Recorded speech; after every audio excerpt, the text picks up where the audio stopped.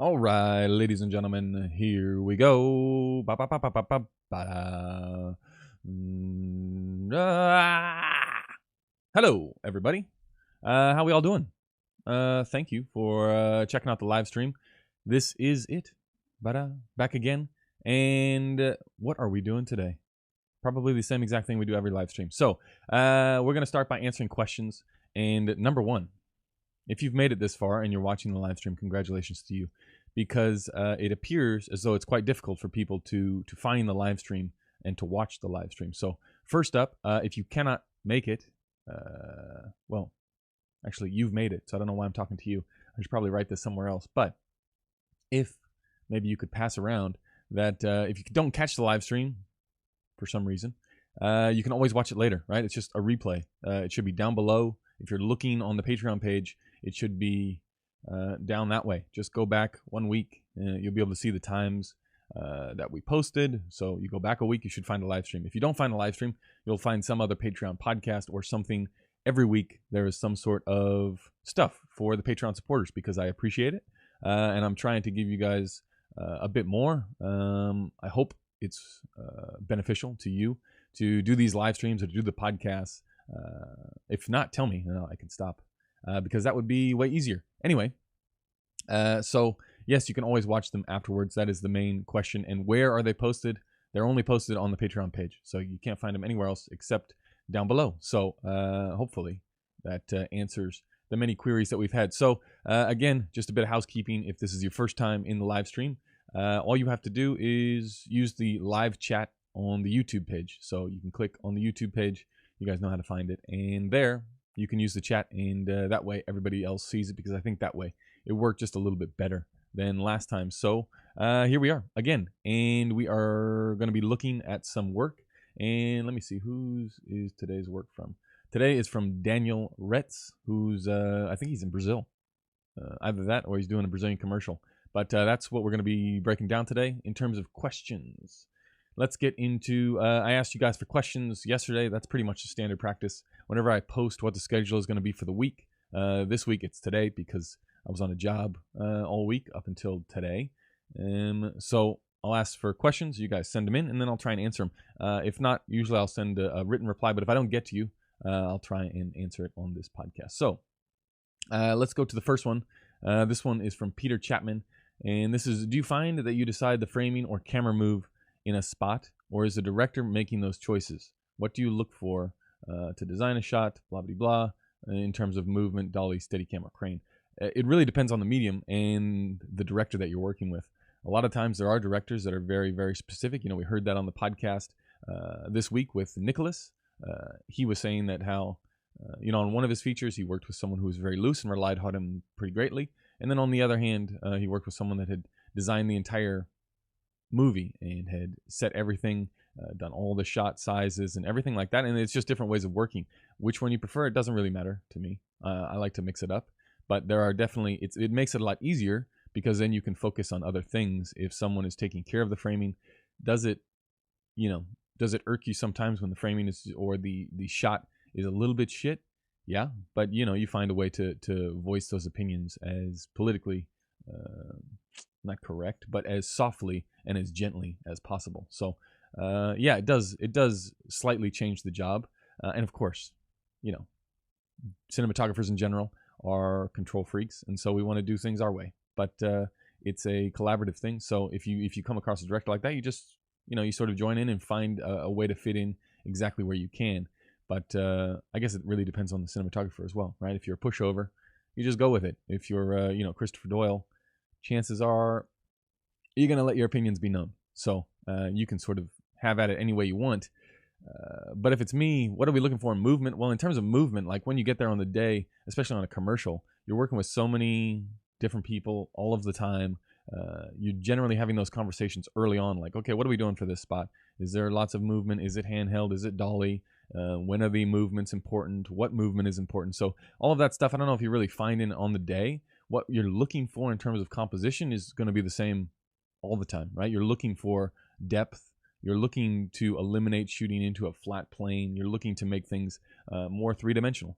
And you can do that with light, but you also have to do that with the space and the composition, right? If you can shoot in a room that has a hallway or some sort of doorway behind it, that can just give you that extra bit of depth rather than, the other option in the room would be shooting a flat wall, right? You want to try, at least I do, try and create those opportunities for depth in terms of composition, because what you can then do is, if you have, say you've got that hallway, then you can not only have it in the composition and the lensing of the frame, but also you can have it in light, right? Because you can put maybe a different colored light back there, or you can put something a little bit warmer or cooler, and you can use the contrast as well. So not only color, but the levels of the light, and you can really start to make things pop, or to take things away, or to overemphasize something. You can do all those things with nice composition, but there isn't really a formula, right? Some directors will have it all written down, and you say, okay, let's do this. Give me the cash, or some people will be a lot looser, but it all really depends on the team. Okay, next up, this one is from Jesse. Hey, I tried looking for the Lightroom video. I don't know. I haven't looked for it. It's got to be down there. I will have a look again. If it's not there, I will repost it. I think I said that last week too. So no, I have been lazy, and I have not looked for it, but I will. Okay, this is another one from Jesse. If you get a job where the client already has a look and lighting they want, do you feel like an unnecessary role? If so, how do you change their minds? Again, this is pretty project dependent, especially in commercials, right? If you're working for a company and they're footing the bill, and generally it's a very large bill, you sort of have to decide if you're going to swallow it and take the money and run, or if you're going to put up a stink. And if you put up a stink, how much of a stink are you going to put up, and how are you going to do it? There's a couple different ways you can do it, right? Not all of which I wouldn't advocate, but of course you can just tank the whole thing, right? You can make it so there's no recovery for them, so that they, we've had a bunch of different DPs not talk about tanking a project, but just talk about tricking a client into not knowing, because they don't know what they want, right? They want something that looks fantastic, but they don't know the necessary steps sometimes that it takes to get there, right? They don't have the time or the energy to go through it, or the interest to go through and see.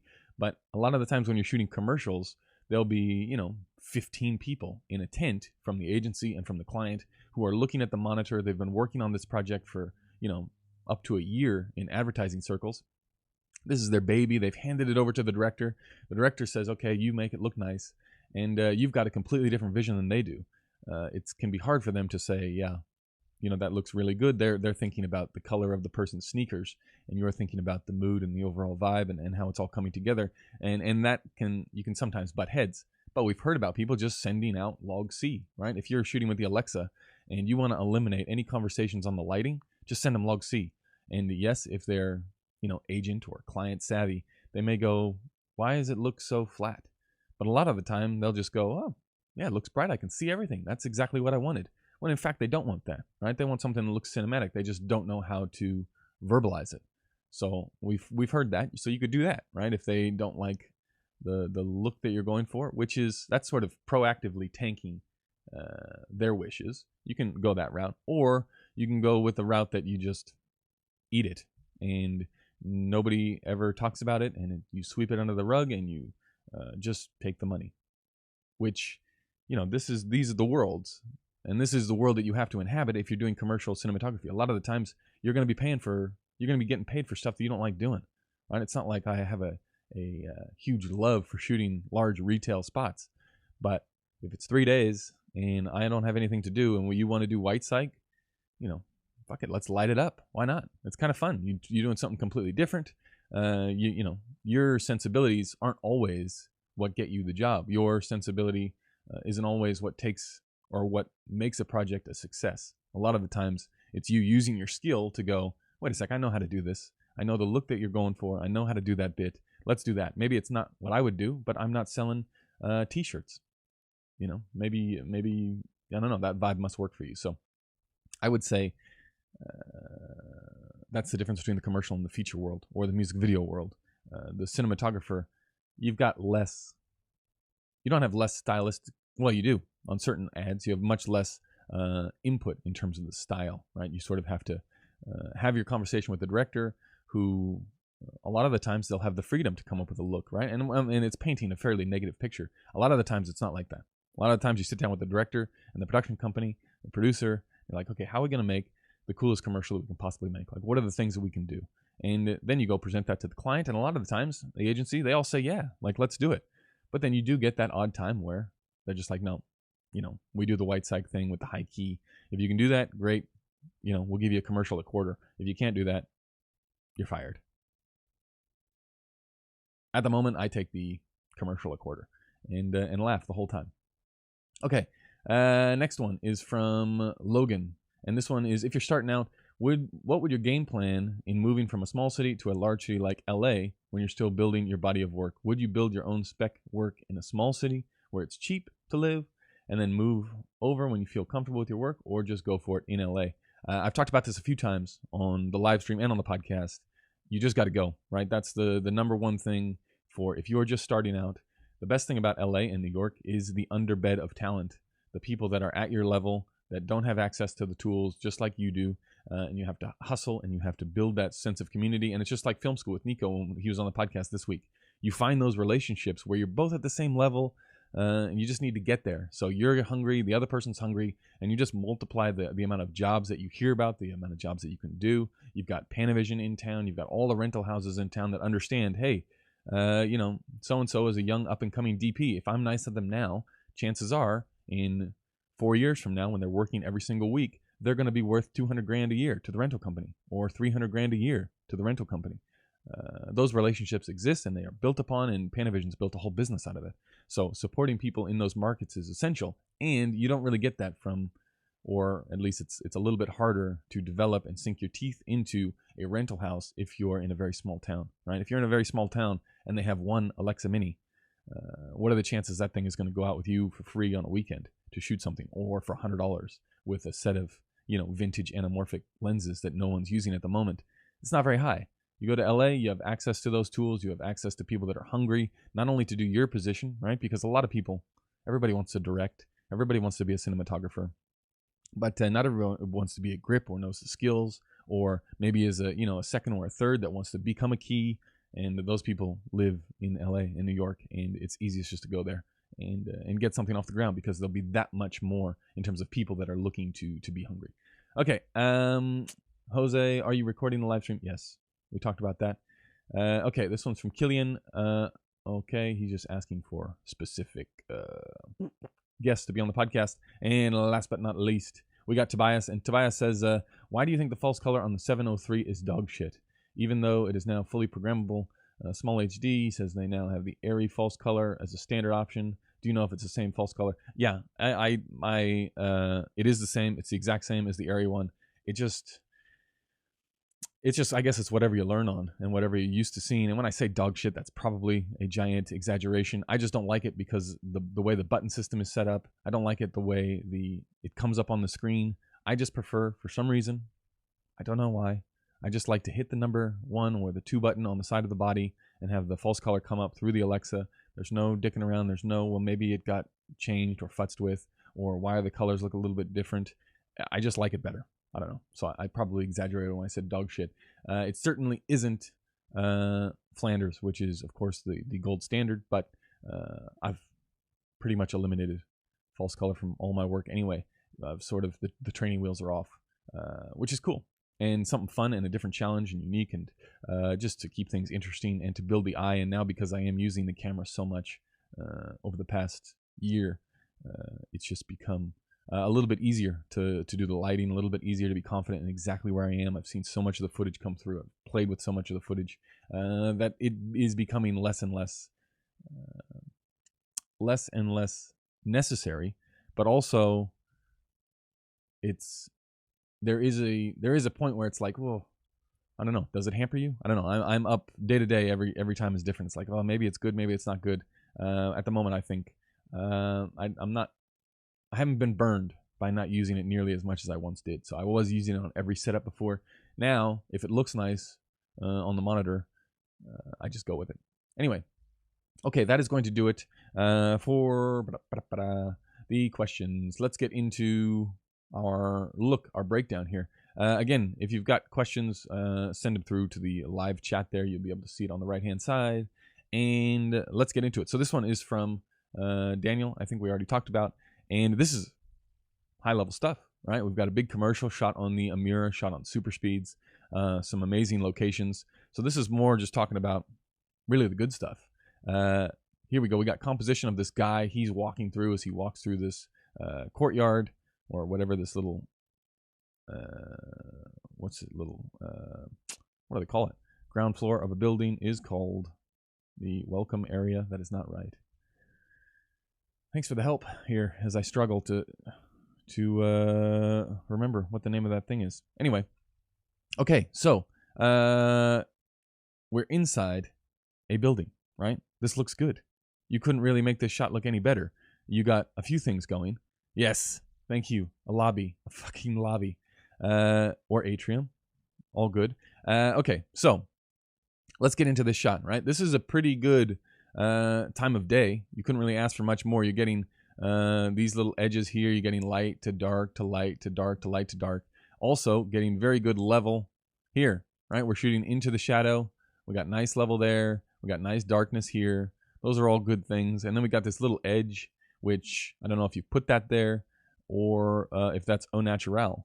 But yeah, it looks really, really good. I like the levels. I like the depth, right? You got these lines going down this way. You're not shooting, like if you pivoted around the camera this way and we're shooting profile, it'd be a lot flatter. This way you've got, you know, the vastness of the entire room that you're in, the entire lobby. You're looking up, which is good, right? You don't want to be looking down at this guy. That gives you that access to that ceiling, which is nice. Very cool. Very nice shot and very good composition. Boom. We hit this one. Again, probably at the exact same time. I can't imagine it's any different, judging by the angle of the shadows. But you got a few good things going for you in this shot and in this location. The number one thing is that you can't see the sun, right? If the sun was right here and you had planned that shot, this whole shot would look a lot different, right? The contrast would be a lot greater. The sun would be coming through. You're getting direct sunlight, but you're sort of getting sky ambient as well, filling the entire space. You got some tinted windows down here, which looks like there's some sort of grade over the top of it, but that's nice, keeping all those highlights. Again, using the same lines, looking slightly up to look at the window. That's all good. And the main thing is the backlight, right? With the sun out of the shot, just up here, you're getting edges everywhere. This is being filled in by what looks like is the ground, or maybe something over here. Whoops. Maybe something over here, but I doubt it. It looks, I mean, you find a good location and you pick the right time of day, and that's it. Looks pretty fucking good. Okay, we come in here, and now I can't remember if this is actually in the order of the commercial. I just sort of lumped shots that I found in the same spot together, but I'm sure Daniel is actually in the chat. So hello, Daniel. Nice work. And he can answer any questions in terms of the time of day, of the order, or whatever it's in. But looking at this one, I would say, and I don't know, again, it's could be the delivery mechanism of Vimeo and the color space that we're in, but I'd say maybe just a little bit more crunch. You know, you got good angle, again, shooting slightly up, keeping things consistent. You got this nice soft light coming through, not a lot of harsh shadows, but you got just, I don't know, maybe, let's see if my computer explodes. Like this, make it bigger. That, come in here, make it round. And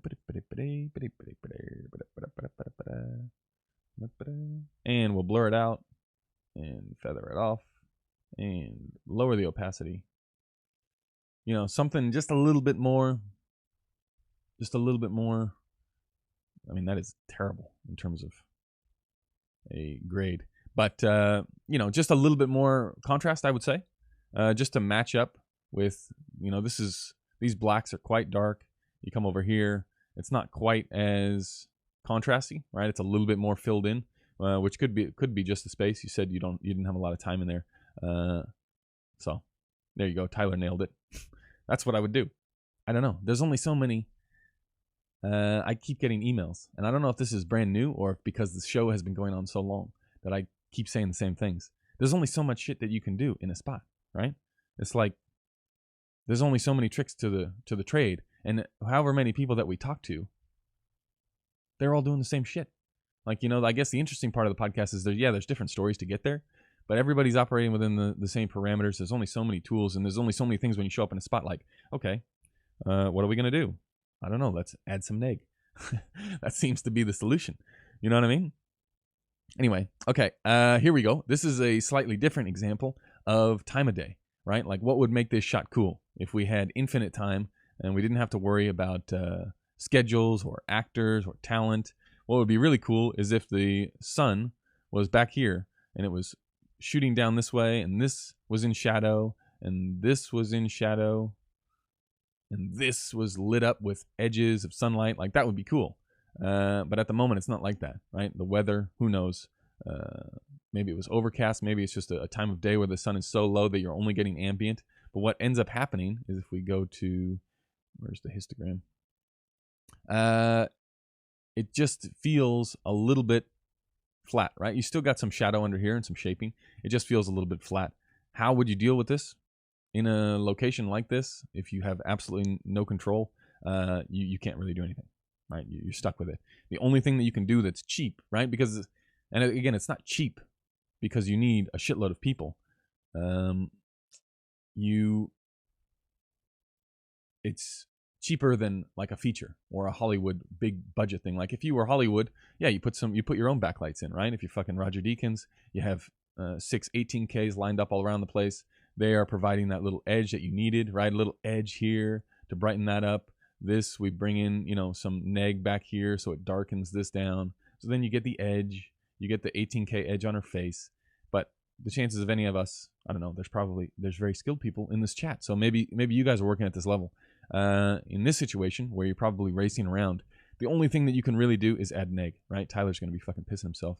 The only thing you can do is add neg, and that's going to only, be localized in the foreground. Then the rest of it you're going to have to add with the grade, right?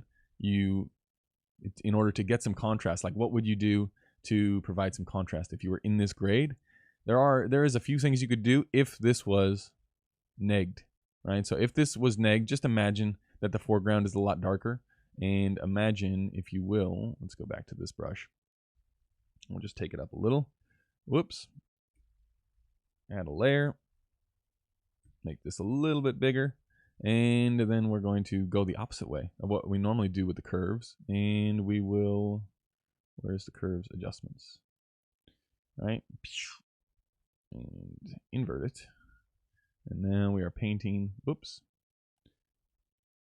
What is going on here with my Photoshop skills? Oh, we're tanking. What could you do? You would, I don't know, maybe brighten this up so it's not as flat. Chances of this working, almost zero. But you'd be probably creating some sort of shaft in the grade, right? You want people's eyes drawn to some specific part, and you say to yourself, Patrick, that looks terrible. And I would agree. It does look terrible. Especially because you're getting it all over that thing. If you back it off a little bit. That really made absolutely no difference. I wasted everybody's time there. But that you would be going for some sort of shaft, right? Some sort of dramatic contrast. That's what we're going for, right? There's no in between. You're just looking to cure the flatness. And I appreciate that on the day you probably didn't have the opportunity to, because we've all been there. Okay, we come back to this one. This is now we're in sort of a localized area where we can definitely affect it, no matter how many people we've got, right? If you've got 2 grips, you can solve this problem. And it looks as though, in the video, it's hard to tell whether or not it's sort of a tracking of a power window that sort of brushes across her face, but you can sort of see, if I switch back to this one, make it smaller, pick that baby up, add a layer, you can sort of see just in here, there's the remnants of, it's either a window, because it sort of blurs up around here again, and you can sort of see it there too. It's either a power window or the beginnings of creating some shape. But overcast sky, if you don't have the 18K, you bring in the neg, right? You have to combat that contrast somehow. You have to fight the flatness somehow, and especially when you're in this zone where the sun is around to the opposite side, you're dealing only with ambient sky bounce. You start to think, okay, what can I do here? And I like the shot is very cool, right? Because you got this reflection that plays on the light to dark thing. Just if you just walk that bad boy in as much as you can. Now, say you're in a different location and you're dealing with, and maybe there's an opportunity just to catch a little bit of that. Maybe there's an opportunity to catch just a little bit of sunlight. How would you deal with something like this? Easy. So you throw up your neg over here, right? That's going to take care of this little spot here. Then you still got no lights, but maybe you have a few people and you've got a minute to set this thing up, or maybe you don't even have a minute. Maybe it's really quickly. 4x4. This is where the mirrors can come in handy, right? You put a mirror back here, you can have it like a mirror. You can have it fucking miles away because it's just a super strong reflection. Then what you do is you put it through a 4x4 frame just off of camera left here, and that will give you just that nice little soft edge, right? It's just something different. Just that point of, you just need a little bit of separation. And what makes a shot like this, I don't know, have that, I am always chasing the density, right? It should feel thick. It should feel palpable. I hope that's the right word. But the difference between getting that and getting something good, which is this, is, it's only marginal. And trying to find those quick solutions is what is going to make it happen. Okay, coming back to this one. Okay, don't ignore this white thing. This is just from the screenshot that I took. It's not Daniel's work. Here we are. You can see time of day. Okay, good. We got some light there on the sides of the buildings in the background. We got light coming this way. I guess the only thing is here is that we're shooting, we're sort of shooting into the light with the way that the camera is positioned. This is all light because the sun is, over here coming in hot that way. It's sort of all light. It's not quite around the back as much as you would want it. So I would say that would be the only thing here would be if you just, right, if we rotated, and it's probably because the background is much better. I would assume that's why you would choose this angle. The background of the city is much better. But if the sun was just, instead of being down here shooting this way and hitting this side of her face, if it was over here in the frame and coming around and hitting this side, right, you get two things. Number one, you get the shadow from the backlight. You get the shadow on this side, so this would be dark. But then you also get that little edge, right, that little haloed edge, which would be cool. But, I like the background. I like the composition. I like the way it opens up. Again, shooting not directly into the thing, but along the wall, which makes it look pretty cool. Adds that depth, and then you've got little items in the background. Again, not shooting down at the lady, just a little bit up, which is always nice. Okay, let's go into another one. Here we go. This one's nice. We've got, this could be sort of considered a sun sandwich, but I think it works because of the flare and because this isn't too filled in, and it sort of goes with the whole vibe of the commercial. It's all following around different people, and I'm sure, Daniel, I don't know if you can post a link inside the chat, but so people can see the full video. It sort of goes with the whole vibe of the thing, but I like the flare. I like that element. This is that glow that we were talking about, which would have been nice in the previous shot, right? You get that around there. And then it is filled in from this side, which is sort of sandwichy. But, and this is the thing, like it's not, you sun sandwich all you want. If I was here, I would try, and I don't know if this is your bounce or this is just what you have the person shooting into, if it's a building or something that's, because it looks a little bit warm, so it looks like it's not a natural bounce. But if you had it behind, right, had the bounce behind, and that way you took this light and it went over here and then bounced back this way, so you're looking for this light on this edge of his face, right? That's what, I don't know, that's probably what I would be looking for, as opposed to the way that it's set up now. It's like the bounce is over here and it's going straight into him, right? So you got sunlight over here, that's getting this and the flare, and then you've got sun sandwich light bounce straight back into him. I would just try and make it feel a little bit more like a continuous source. You just try and ever so slightly, yeah, all the bounce coming from the building. So, okay, so if all the bounce is coming from the building, how would you possibly make that better if there were people out there? I'd say neg, right? The ever-present neg. neg this, put a neg behind the camera, neg everywhere that you cannot see, so that you get this, and then you control, again, it's all a matter of time and money. But if you are negging all around, you're basically creating a little studio. You're negging all around the front of this and all around the behind the camera. And then to make things more interesting, you're flopping this way. Whoops. You're bouncing back this way. So it's hard to do this in a two-dimensional plane, but you know what I'm saying, right? So if you were physically looking at the two, what am I looking at? So I'm the camera, the actor, the bounce is back here, bouncing this way at me looking at the guy, right? That's the difference. Rather than have the bounce back here pushing towards, you have the bounce this way trying to feed a little that way. And some people get confused. Like, you don't have to just have the bounce being, especially outside, activated by the sun, right? It doesn't have to be like if the sun is over here facing this way. Is this too complicated with my hands? I think it is. Let's draw it out. Let's draw it out on this guy. Oops. Come on. What are we doing here? Just put the thing put the bounce behind the talent as opposed to in front of the talent.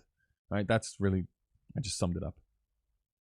Okay, next, let's get into that. So you neg and then you bounce, and you, like I said, you don't have to activate it with the sun. It can be if it's at an awkward angle or an angle that you can't. Sometimes you'll put up a 12 by 12, and it's impossible to get the angle that you want of the sun to hit the bounce.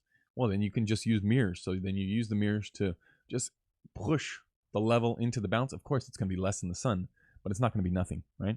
Which is sometimes exactly what you need. Okay, this is the kiss of death by the director, or by the production company, or who's ever, or stitched up by the location manager. Like, this is, you've got this great moody commercial, and you've done a very good job setting the tone, and then you get hosed with a white-walled location where you're looking directly into the wall, right? Like, very hard to make look nice, but you've done a good job of working with what you had. And okay, so where's the problem with a white room where you're looking into the wall like this? Well, the problem is, where are you going to bring the light from, right? There's a window just over here, which is where, or it's either a window or a fake window. I think we see it's a real window later on in the shots. But there's a window over here that light is coming through. But then, that only gets you, especially because he's facing the white wall, that only gets you that edge. Yeah, exactly. It's a small apartment. I can imagine. That's only getting you this little tiny edge. Then you've got to bring all the light from over here back to his face, right? So you're not getting, what the fuck is going on with the spotlight? It's much, much harder to make it look interesting. Number one, because it's all filled in, right? Color of the walls.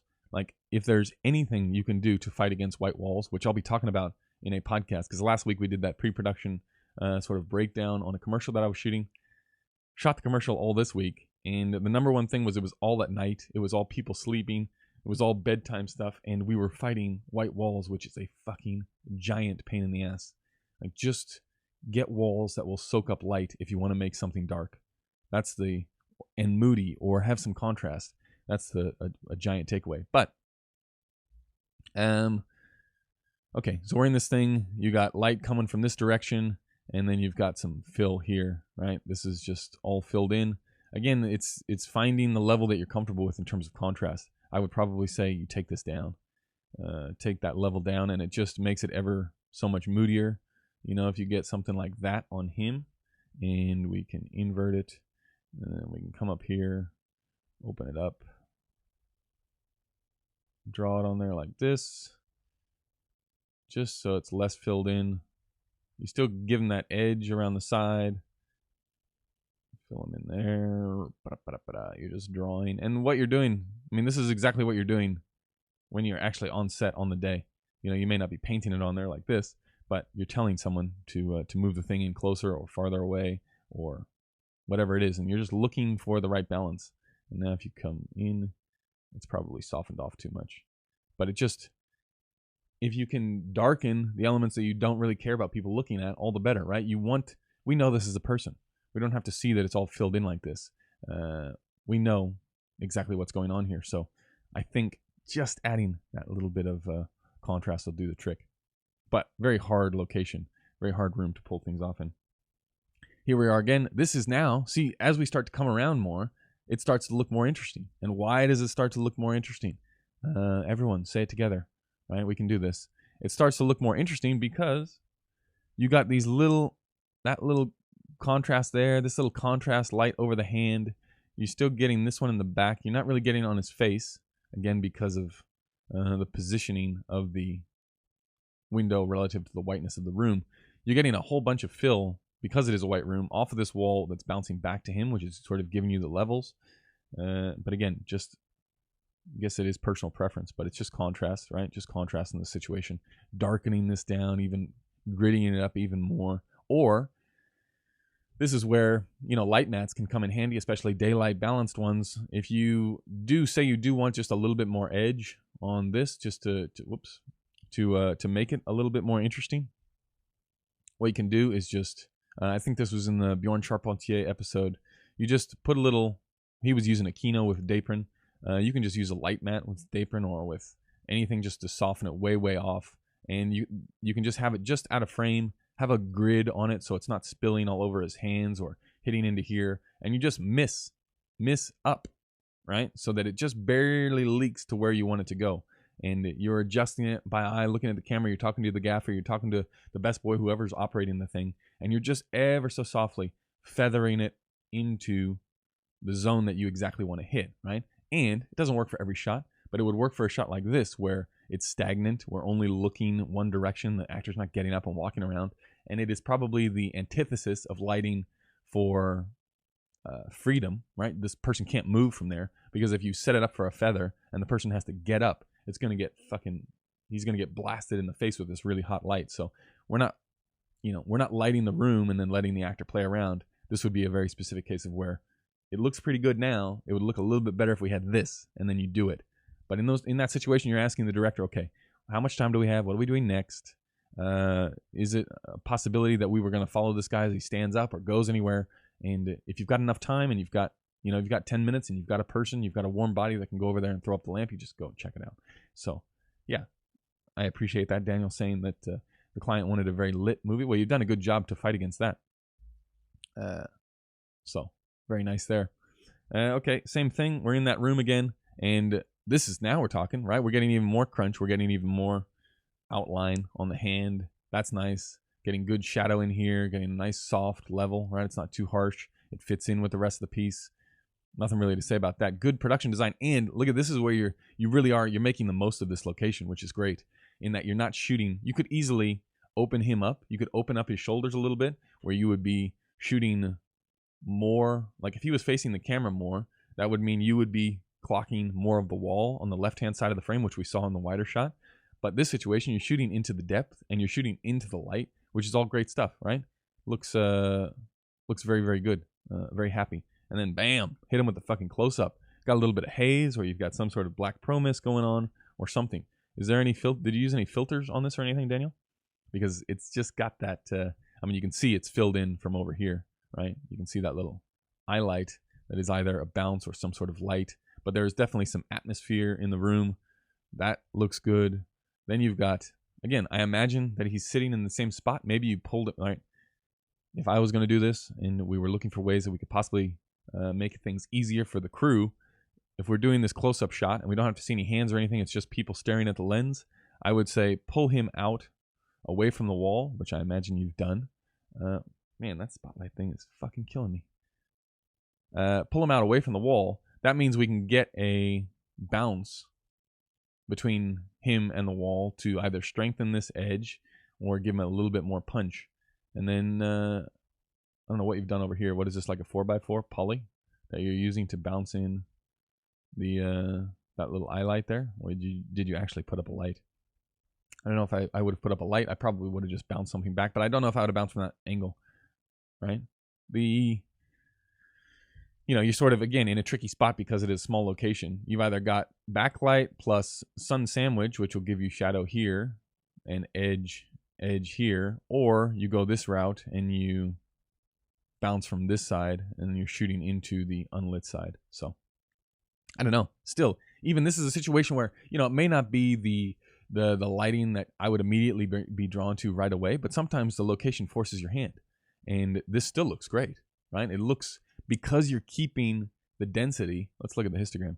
You're keeping that density there, and you're keeping the levels, right? You're getting this rise from this white background, right? You're getting everything that way from that white background. But in here, this is where you want to live, right? And this is where the majority of the information is. All of this is a good, nice, solid level. It fits into the whole piece. So I would say overall, in general, very good. I think the little bit that could probably go a long way would just be that contrast, and you know, that could be a great thing. Who knows? But I think the more you push it, the harder it is to come back. You know, I guess that's what I've learned, is that if you've got an idea, like that woman outside, right? This shot of the lady outside, I think it's this one. If you really push this shot so that they can never come back from it, it doesn't stand out as much as it does in the current director's cut.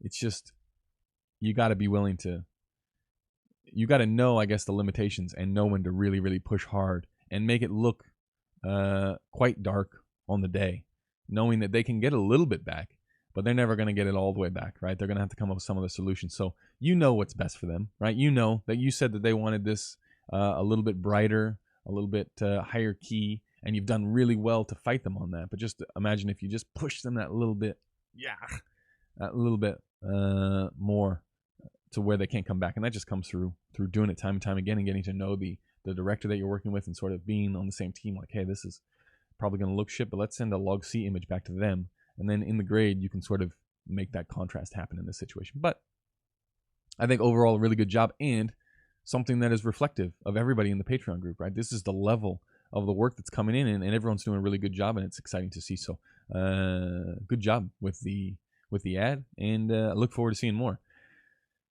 Okay, so it was an HMI coming through on this last one. HMI through a mirror. I don't know what that means. That means you had an HMI like on the ground, and then you had a mirror bouncing into it, or you had a mirror up here. Okay, Tyler, any recommendations on baking something in more on something like this? Patrick, baking it in. Well, you have to err greater on the side of darkness, which is a scary thing to do, because you're like, fuck, I don't want to screw this and not have the person be, not especially the director, right? Because you go away from the edit and you're like, oh, we'll never see that thing again. But the director, a lot of the times, depending on which sort of working environment you're in America, sometimes it's the agency that will take over the edit. But you don't want to screw the director and being like, man, you can't see shit in this shot. Like, we went dark and this is way too dark and you've gone too far, right? So you can always play it safe and get something, which you probably won't get fired for. But to bake it in, you have to make it so that they cannot recover. So it has to be so under in the spots where you want it to be under. Like, we'll go back to this shot. You'd have to have the you'd have to have the neg up, and you would have to be exposing so dark. What am I doing here? I'm drawing in white. Undo that. You would have to be underexposing so much that they couldn't lift it back up, because it would introduce noise that would look terrible, right? So if you can imagine, you'd have to be like, you know, like in that range on the day, and they'd be like, well, it looks dark. You know, it looks, the agency or the client, it looks really dark. You go over to the director, listen, it's dark as shit. And that's a fact. But we have to do that because we're not going to be able to get away with it later. If we give them the flat stuff, they're going to go with the flat stuff. And then we say, well, how are we going to get around this? Well, you know, you tell the first AC, okay, switch over to log C. And that's when they send back the agency monitor, and the agency monitor looks like that. And they're like, yeah, it's great. We can see the buildings. Look, we can see the girl. Little do they know that you hit them with the fucking underexposed by 3 stops. You know what I mean? That's really the only way you can get around it. And don't come complaining to me if you get your ass handed to you when you do this. Right? It's a very fine line between completely fucking it up and not being on the same page as the director. Right? You got to get them on board, and you also got to know what you're doing. Right? It's that little. It's sort of a higher level thing. This, you shoot a commercial like this, it gets you another job. There's no doubt about it. Right? I mean, it's really, really good work, and a lot of people would be happy with this. 95% of the population would be like, this looks amazing. But then the rest of us are like, well, how can we make it just look a little bit better? How can you make it just look that little extra? So that's what I would say. Okay, yeah, Daniel, makes sense. That's another trick, which I can't remember if we talked about it on an actual podcast episode or not, but if you don't have enough room, or if you want to create a different style of beam, you can use an HMI bounced into a mirror to give you a greater distance from the light itself. So you can do that if space is limited, like Daniel said was on this commercial, or you can do that if you, again, want to change the actual beam itself to make it harder or softer or less or more distance or exposure greater. I think there was, what's the guy's name? The Christian something. He shot the Angelina Jolie, Brad Pitt movie where they're in some house, and he uses only mirrored bounces, but it's not mirrors. But he'll set up like one light, and he will light it from about 15 different reflectors, and it's really efficient because you don't have to use that much level. You can just use all these little tiny bounces, and it's very controllable. It's just he's got like the patent on the system, and there's only a few gaffers in France that know how to work the thing, and it's not very popular. But he does that entire thing, right? He manipulates the beam angle just by use of the reflector in the mirror. So that's it. Any questions? I don't think so. Daniel's done a pretty good job, which is cool, right? This is the benefit of the live stream. We got somebody here in the thing that shot the stuff that was out there kicking ass in the field. So if there's no questions, that's going to wrap it up for this week. What do we got? Here's a little update for the podcast. I talked to Matthias, who shot the Arri, the large format brand spot, sort of what Arri has been showing off for the past week or so with the brand new camera, and he's going to come on the podcast. So I'm hoping we can get it done for this week. If not, it'll definitely be in the next week. It'll be interesting to hear his take, right? Because he is such a good, he is a fantastic cinematographer, Matthias Buchard. He's a really fucking phenomenal DP, and he got a great opportunity to use this camera. So I'm interested to hear if it's any different, or if he's just shooting with a bigger sensor. It's like somewhere in between the SXT and the 65. I don't know how much it would change much. The depth of field, of course, the rendering of people, the added resolution, maybe. But for all this talk of, I was thinking about this today, actually. For all the talk of 4K, I've never delivered anything in 4K. And that was, 5 years that I had a Red camera for. If you've got an Alexa Classic, that thing is still pumping out money. So I don't know if this is really going to make a difference. It'll definitely make a difference for Netflix stuff, and for people on the higher end, that they're able to immediately slot into that workflow and be acceptable. But in terms of the actual physical image, yes, the sensor does change some things, but it's like, Roger Deakins having the ability to shoot on the Alexa 65 and choosing the 35. It could be just what you're used to, or maybe this becomes the new norm, right? Maybe large sensor is just the new norm, and that's the way it goes. But we were shooting, what was it? Maybe Tuesday? Shooting with the Master Primes, shooting this nighttime scene so that it's wide open on the camera. And we've got the little WC4, and the camera assistant comes up, and he's like, is there any way that we can just buy a little bit more of a stop? Because I think we were on the 40 millimeter, and the distance of the subject relative to the camera and the sensor meant that the depth of field was like less than a pinky. You could have the front half of the pinky in focus, and the rest you couldn't. So, of course, the AC was shitting himself. But adding more of that, like getting it even thinner, I think is more of just a novelty thing. But we'll see. All the Alexa 65 stuff looks amazing. So who knows if that's the great people doing the work behind the camera, or the camera. I tend to believe that Greg Fraser could probably shoot with an iPhone and make it look good. Okay. Here we go. This is it. James, slightly unrelated question. You mentioned doing more photography. Have you shot anamorphic stills? Yeah, I did. I went through the anamorphic stills thing a while ago. The problem is, well, it's fun. The lenses are gigantic. So you really got to make a point to like, I'm going out and I'm going to do this, and this is going to take a while. Then you got to go into Lightroom and fuck around with all the settings. Like, it's fun, and it makes, I guess it doesn't really make sense, but you can see the appeal of it. But when you're trying to get paid, people just want the best. That's why hit it with the Hasselblad and never have to think about it again, right? Cheap rental, or if you try and get it given to you, even better. But no, I have done it. It's fun, but I can't imagine doing it a lot because it's quite a pain in the ass, the whole workflow. Okay, that's going to do it for this week. Thanks for coming and checking out the live stream, and we'll see you next week for hopefully an interview with Matthias, or probably maybe the Oscar recap episode and like a little breakdown, maybe the VFX, maybe some green screen stuff.